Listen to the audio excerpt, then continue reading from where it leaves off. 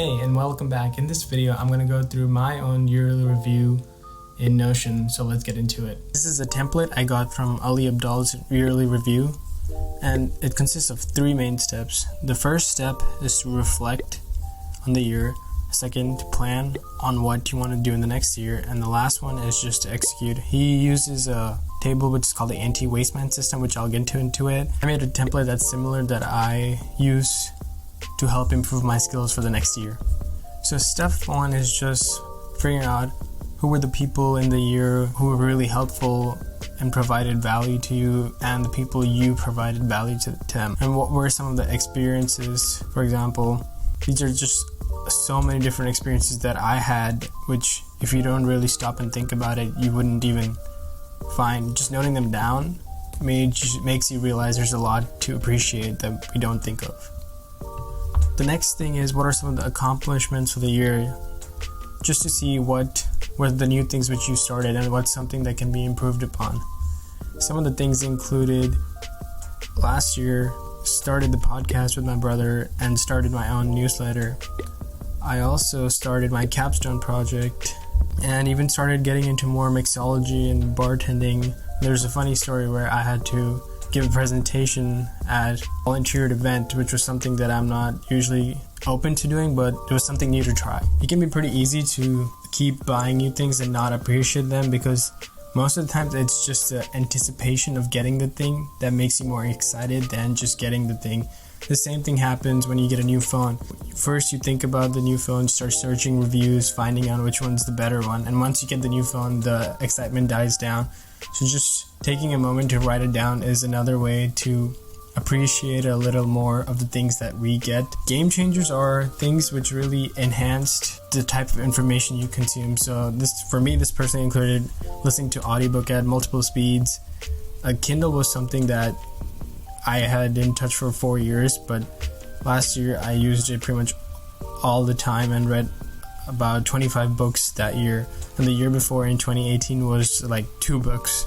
Notion and Roam are part of my knowledge management system, which are more videos I'll make in the future to explain the concept.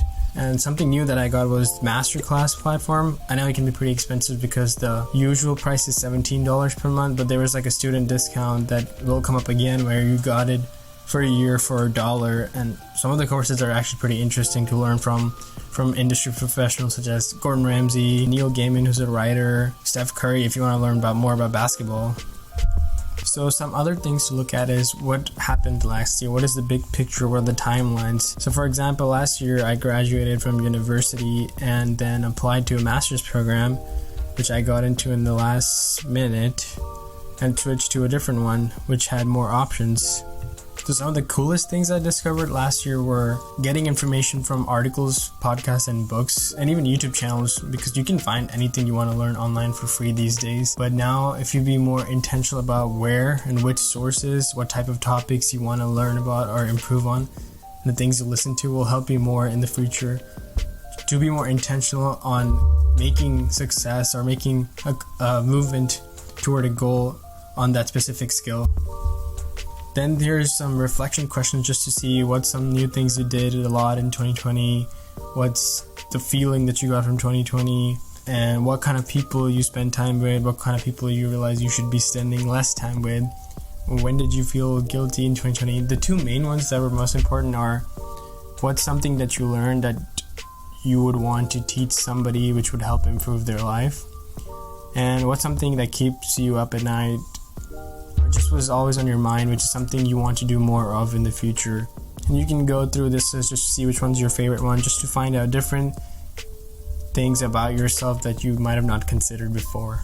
The next step is to visualize what you want to do this year, and some exercises are just imagining what an ideal ordinary week would look like 5 years from now, or just something you don't really think about. What are some things you would want to work on? Then after doing that, you can focus on what is your ordinary week next year. And then you can move down further to describe your day. So for me, I would like to write more online, maybe set up more videos and YouTube channels, and work on the podcast with my brother, and even growing the email newsletter, which can help link to my videos, even maybe making a course on, let's say, photography or how to podcast for beginners would be something interesting to do in the future. Something cool that I found is using Calendly. So the next thing to consider is the areas of your life which involve your health, relationships, your career, and your business if you want to start a side hustle. Something that I found was using Calendly. You can schedule available times for yourself and share those so it's easier to meet up with your friends. Sometimes because the longest thing is figuring out, when are we all free, which takes the longest time, and then other things come in the way and you lose track of connecting with those people that you really want to keep connections with. So for me, this would be cool. Let's say for me, this would be working more in the data science and analytics field and getting a job to get started. On the business side, this would include start posting more on YouTube and using the email and podcasts to get more consistent with them and get more people to join us. Even my dad wanted to make episodes with us as something to look more into, and get better in improving my photography to take more clients and work with more businesses is something that I can do as my goal this year. So the next thing is like your bucket list, which is what are some things you want to learn. So for me, this includes like digital marketing, email marketing.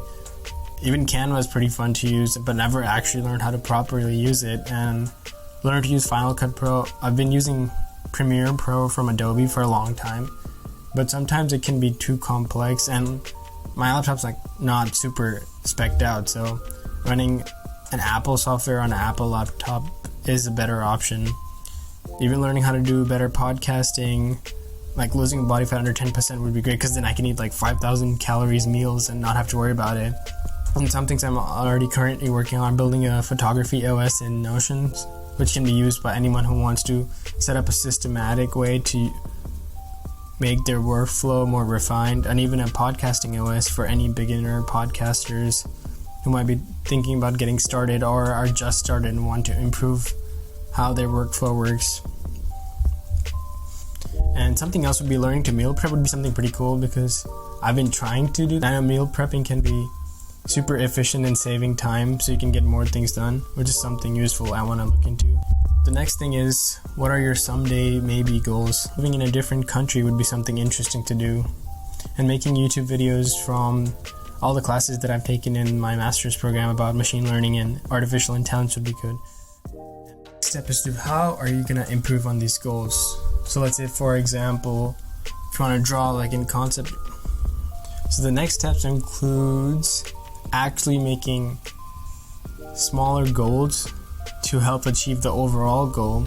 So to do something like this would be, I made this template in Notion called the Dream Skills Maker, which is just finding out what's one skill that you want to learn. Let's say it's playing the guitar, and why do you want to learn it? So figuring out what's the internal motivation behind learning the skill.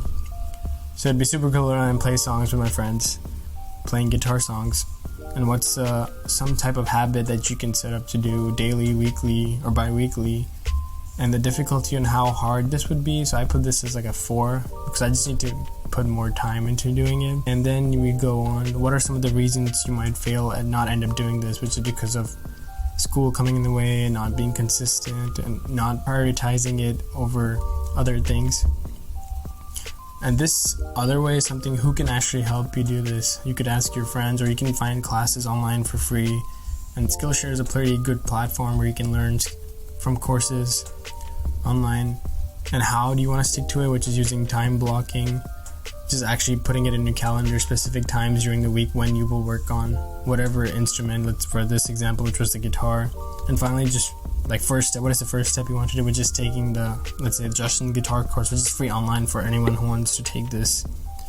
And just as like a summary of the actions to take to actually make improvements.